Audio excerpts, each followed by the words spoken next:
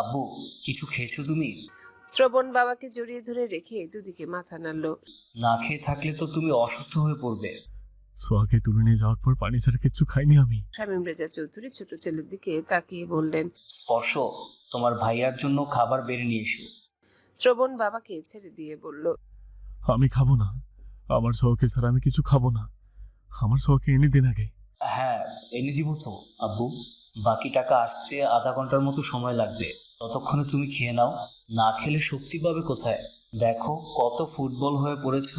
তোমার পুরো শরীর কিভাবে থর থর করে কাঁপছে। স্পর্শ খাবার আনার জন্য রান্নাঘরের দিকে এগিয়ে গেল। শামীম রেজা চৌধুরী ছেলেকে সোফায় বসিয়ে নিজেও বসলেন পাশে। শ্রবণ বাবার এক হাত মুঠো করে ধরে আবারও বলল। সোহাকে সুস্থভাবে ফিরে পাবো তো, তাই না আব্বু? হ্যাঁ, কিছু হবে না সোহার। আমি আর কোনোদিন সোহার হাত ছেড়ে 1 ইঞ্চি দূরে সরে যাবো না। সোহাকে নিয়ে বাইরে বের হবো না আর। ঠিক আছে, শান্ত হও এখন। শ্রবণ মাথা নিচু করে হেঁচকি তুলতে লাগলো ছোট বাচ্চাদের মতন। শামীম রেজা চৌধুরী ছেলের মুখের দিকে তাকিয়ে রইলেন। কতগুলো বছর পর তার ছেলে তাকে আব্বু বলে ডাকছে আজ। স্পর্শ খাবার বেড়ে নিয়ে এলো। শামীম রেজা চৌধুরী হাত ধুয়ে নিজে হাতে বড় ছেলেকে খাইয়ে দিতে শুরু করলেন। শ্রবণও বিনা বাক্যে খাওয়া শুরু করলো। তার ভীষণ খিদে পেয়েছে। বাবার উপর জমে থাকা সকল রাগ ক্ষোভ অভিমান কোথায় যেন গায়েব হয়ে গেছে আজ। অনিমা চৌধুরীর কান্না শুনে ভীষণ বিরক্ত হলো শ্রবণ। তার কান্না শ্রবণের কানে কাটার মতো বিচ্ছে। রেগে তাকালো অনিমা চৌধুরীর দিকে, বাজখায় গলায় বলল। এই ডাইনির বাচ্চা, চুপ কর। তোর আর তোর বোনের জন্য সব শেষ হয়ে গেছে আমার। তোদের জন্য আমি আমার আম্মুকে হারিয়েছি, আমার বোনকে হারিয়েছি, আমার আব্বু আমার কাছ থেকে দূরে সরে গেছে। সব তোদের জন্য, সব তোদের জন্য হয়েছে। তোদের জন্য আমার সোহা ও আমার কাছে নেই এখন। শ্রবণের ধমক খেয়ে অনিমা চৌধুরীর কান্না বন্ধ হয়ে গেল অটোমেটিক। শামীম রেজা চৌধুরী ভয় পেয়ে গেছেন এত জোরে ধমক শুনে। বাকিরা হতভম্ব হয়ে তাকিয়ে আছে শ্রবণের দিকে। তনিমা চৌধুরী নিজেকে সামলে মিনমিন করে বললেন। আমাদের দুই বোনের জন্য সব হয়েছে, ঠিক আছে, কিন্তু আমাদের জন্য সোহাগ কিভাবে কিডন্যাপ হলো? শ্রবণ আগুন চোখে তাকালো তনিমা চৌধুরীর দিকে। তার তাকানো দেখে আরো মিয়ে গেলেন তনিমা চৌধুরী। শ্রবণ মুখের ভাত গিলে আঙ্গুল তুলে বলল। তোদের জন্য সব হয়েছে। তোদের জন্য আমি বাড়িতে না থেকে আলাদা থাকি। তোরা না থাকলে আমি বাড়িতে থাকতাম। সোহাকে নিয়ে রাতেও বের হতাম না, ও কিডন্যাপ হতো না। নাটের গুরু তুই। তুই আমাদের জীবনে এসে সব এলোমেলো করে দিয়ে গেছিস। সোহাকে ভালো ভালো ফিরিয়ে নিয়ে আসি, তারপর তোকে লাথি মেরে এই বাড়ি থেকে বের করে দেবো। শ্রবণের কথা শুনে হাজবেন্ডের দিকে তাকালেন তনিমা চৌধুরী। শামীম রেজা চৌধুরী টু শব্দ অব্দি করলেন না, চুপচাপ ছেলেকে খাওয়াতে থাকলেন। তনিমা চৌধুরীর ভীষণ রাগ হলো হাজবেন্ডের উপর। তাকে এত বড় কথা বললো অথচ তিনি ছেলেকে কিছু বললেন না। অনিমা চৌধুরী পুনরায় কাঁদতে শুরু করেছেন। শ্রবণ চিবিয়ে চিবিয়ে বলল। চুপ করবি নাকি তোর মুখ সেলাই করে দিব? অনিমা চৌধুরী শ্রবণের মুখের দিকে তাকিয়ে কাঁদতে লাগলেন। নিজে পুরুষ মানুষ হয়ে এতক্ষণ বউয়ের জন্য ভেউ ভেউ করে কাঁদলো, আর উনি কি নারী হয়েও মেয়ের জন্য কাঁদতে পারবেন না? শ্রবণকে পছন্দ করেন না, ভালোবাসেন না, ঠিক আছে, কিন্তু মেয়েকে তো ভালোবাসেন। শ্রবণ আবারও বলল। মেয়ের জন্য খুব দরদ উতলে পড়ছে, তাই না? তোর মেয়ে তোর কাছ থেকে দূরে থাকে, কতগুলো মাস ধরে। একবারও গিয়েছিস মেয়েকে দেখতে? আগের কথা বাতাই দিলাম, তোর মেয়ে প্রেগনেন্ট, ডেলিভারির সময় হয়ে আসছে। এর মধ্যে একদিন মেয়ের কথা মনে করছিস? একদিনও গিয়েছিস মেয়েকে দেখতে? তুমি তো যেতে নিষেধ করেছো, গেলে দেখতে দিতে নাকি? আমি নিষেধ করেছি তো কি হয়েছে? তোর মেয়ে, আমি নিষেধ করছি সেজন্য তুই তোর মেয়েকে দেখতে যাবি না? তুই একদিন যেতি, আমি দেখতে দেই কিনা, ফ্ল্যাটে ঢুকতে দেই কিনা সেটা আমার ব্যাপার। তুই তো ভাবিস নি কোনোদিন মেয়ের কথা। মেয়েকে মনে করিস না, স্বার্থপরের মতো শুধু নিজের কথা ভাবিস। তোদের দুই ডাইনির কঠিন শাস্তি হবে দেখিস। আব্বু, কথা না বলে খাওয়া শেষ করো দ্রুত। শ্রবণ ঘাড় ঘুরিয়ে হাঁ করলো। খাওয়া শেষে পানি খেতে শ্রবণের ফোন বেজে উঠল। তাড়াহুড়ো করে হাত থেকে গ্লাস রেখে ফোনের স্ক্রিনে তাকালো অপরিচিত নাম্বার। সময় নষ্ট না করে দ্রুত রিসিভ করে কানে ধরলো ফোন। শ্রবণ কিছু বলার আগে ওপাশ থেকে ভেসে এলো কান্না জড়ানো গলার স্বর। বাবুর আব্বু। সোহার গলার স্বর শুনতে শ্রবণ লাফিয়ে উঠে দাঁড়ালো, উত্তেজিত হয়ে বলল। হ্যাঁ হ্যাঁ জান, আমি। তুই কোথায় জান? কেমন আছিস? ঠিক আছিস তুই জান? ভালো নেই আমি। এটা কোন জায়গা আমি জানি না। এটা কার ফোন? কিভাবে কল করলি? ওই লোকগুলোর মধ্যে থেকে কারো একজনের ভুল করে এখানে ফেলে রেখে চলে গেছে। আমাকে নিয়ে যাও এখান থেকে। জান তুই বল কোথায় আছিস, আমি এক্ষুনি আসছি। শান্ত হও তুমি। আমি জানি না এটা কোন জায়গা। আমার এখানে থাকতে ভীষণ কষ্ট হচ্ছে। লোকগুলো পানি ছাড়া কিছু খেতে দেয়নি আমাকে। আমার ভীষণ খিদে পেয়েছে। বাবু বাবু পেটের ভেতর কেমন পড়ছে, আমি মরে যাবো আরেকদিন এখানে থাকলে। দিশেহারা শ্রবণ আরো দিশেহারা হয়ে উঠলো সোহার কথা শুনে। কি বলবে কি করবে কিচ্ছু মাথায় আসছে না। এখন লোকগুলোকে হাতের কাছে পেলে জানেই মেরে ফেলবে। সোহা কাঁদতে কাঁদতে আবারও বলল, ও বাবু আব্বু, এখান থেকে নিয়ে যাও আমায়। তুই কোথায় আছিস না জানলে কিভাবে আসবো? জান জান, ফোনের লোকেশন শেয়ার করতে পারবি? হ্যাঁ হ্যাঁ পারবো।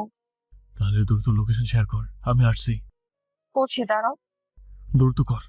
বলতে বলতে শ্রবণ বাইরের দিকে ছুটলো। তার পেছন পেছন স্পর্শ আর সিয়ামও ছুটলো। শামীম রেজা চৌধুরী বাবার দিকে তাকিয়ে ব্যস্ত কণ্ঠে বললেন, তোমরা বাড়ির ভেতর থেকে বের হবে না, আমি আসছি। শ্রবণ নিজের গাড়িতে উঠে বসলো দ্রুত। পাশের সিটে বসলো স্পর্শ, পিছনে বসলো সিয়াম। শামীম রেজা চৌধুরী বাড়ির গাড়িতে উঠে বসলেন দ্রুত। শ্রবণের গাড়ির পেছন পেছন বেরিয়ে তিনি ছুটলেন থানার উদ্দেশ্যে। পুলিশ ফোর্স নিয়ে তারপর যাবেন ওই জায়গায়। স্পর্শের ফোনের লোকেশন তার ফোনে শেয়ার করা আছে আগে থেকেই। সোহা লোকেশন শেয়ার করার পর দ্রুত শ্রবণের নাম্বারটা ডিলিট করলো ফোন থেকে। মুখ তুলে তাকাতে দেখলো সামনে একজন দাঁড়িয়ে আছে। লোকটাকে দেখে সোহার অন্তরাত্মা কেঁপে উঠলো। হাত থেকে ফোনটা পড়ে গেল, ভয়ে পিছিয়ে গেল অনেকখানি। লোকটা ঝুঁকে নিজের ফোনটা হাতে নিল, স্ক্রিনে তাকিয়ে দেখলো লক করাই রয়েছে। তাকালো সোহার দিকে। সোহা সঙ্গে সঙ্গে মুখ নামিয়ে নিল। লোকটাকে দেখেই পাওয়ার বাটনে চাপ দিয়েছিল। লোকটা দুবার সোহার সামনে নিজের ফোন আনলক করেছিল। সোহা দুবারই দেখে নিয়েছে ফোনের প্যাটার্ন লক। লোকটা ফোন হাতে রুম থেকে বেরিয়ে এলো। মদ গিলেছিল, খুব বেশি নেশাও হয়নি, আবার পুরোপুরি হুঁশেও নেই।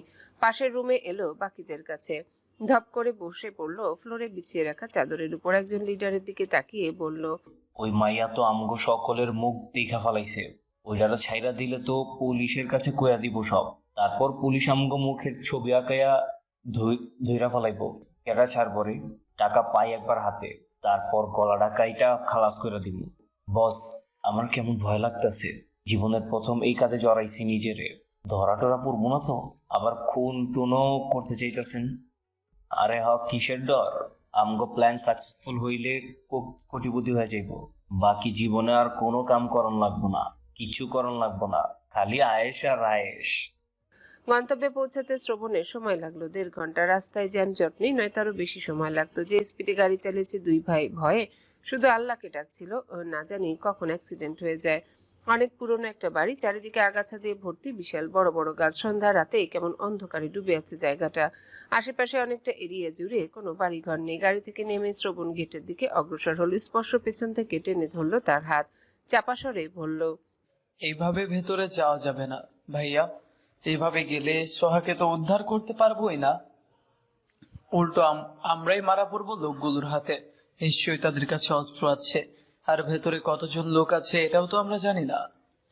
সাবধানে ভেতরে প্রবেশ করতে হবে, যেন ধরা না পড়ি। ছোট ভাইয়ের কথা যুক্তিসঙ্গত মনে হলো শ্রবণের কাছে। এভাবে ভেতরে প্রবেশ করা ঠিক হবে না। ভাইয়া, আব্বু তো পুলিশ নিয়ে আসছে, আমরা কিছুক্ষণ অপেক্ষা করি। না। বলেই শ্রবণ খুব সাবধানে গেট খুললো। তবুও গেট খোলার একটা আওয়াজ হলো। শ্রবণের পেছন পেছনে ভেতরে প্রবেশ করলো স্পর্শ আর শিয়াম। খুব সাবধানে ভেতরের দিকে অগ্রসর হলো তিনজন। বাড়ির বাইরে যতটা ভাঙাচোরা মনে হলো, ভেতরটা ততটা ভাঙাচোরা না। শ্রবণ লোকেশন দেখে সোজা দোতলায় উঠে এলো। একটা রুম থেকে কয়েকজন পুরুষের গলার আওয়াজ ভেসে আসছে। শ্রবণের রক্ত মাথাচাড়া দিয়ে উঠলো। ক্ষিপ্ত মস্তিষ্কে আগুন ধরলো আরো বেশি। শ্রবণ রুমটার দিকে এগোতে স্পর্শ ছুটে এসে রুমের দরজা লাগিয়ে দিল বাইরে থেকে। ভেতরে থাকা লোকগুলো ভীষণ ভয় পেয়ে গেল এমন হওয়ায়। কয়েকজন ছুটে এসে দরজা ধাক্কাতে লাগলো। শ্রবণ নীরবতা ভেঙে পুরো বাড়ি কাঁপিয়ে সোহার নাম ধরে ডাকতে শুরু করলো। সোহা দেওয়াল ঘেঁষে শুয়েছিল এতক্ষণ। শ্রবণের ডাক শুনে তাড়াহুড়ো করে উঠে বসেছে। দেহে যান ফিরে পেল শ্রবণের উপস্থিতি পেয়ে। দ্রুত উঠে দাঁড়িয়ে দুর্বল পায়ে দরজার কাছে এগিয়ে এসে ধাক্কা দিতে দিতে চিৎকার করে বলল, বাবু আব্বু, আমি এখানে, দরজা খোলো। শ্রবণ সোহার গলার আওয়াজ পেয়ে মুখ বন্ধ করলো। সোহা আবার ডাকতে দৌড়ে এসে দরজা খুললো দ্রুত। দরজায় শুধু ছিটকিনি লাগানো ছিল। সোহাকে চোখের সামনে দেখেই জাপটে ধরলো শ্রবণ। পাগলের মতো চুমু খেলো কতক্ষণ। কাঁদতে কাঁদতে বলল, তুই ঠিক আছিস জান? সোহা নিজেও কাঁদতে কাঁদতে বলল, তুমি চলে এসেছো, এখন ঠিক আছি। এখান থেকে আমায় নিয়ে চলো। লোকগুলো অনেক পচা, আমায় খাবার খেতে দেয়নি, চড়ও মেরেছে আমায়। শ্রবণের মনে হলো তার কলিজার মধ্যে কেউ ধারালো ছুরি ঢুকিয়ে দিল। সে যার দিকে গরম চোখে তাকানো বন্ধ করে দিয়েছে, তাকে কেউ চড় মেরেছে, তো সে কিছুতেই সহ্য করতে পারছে না।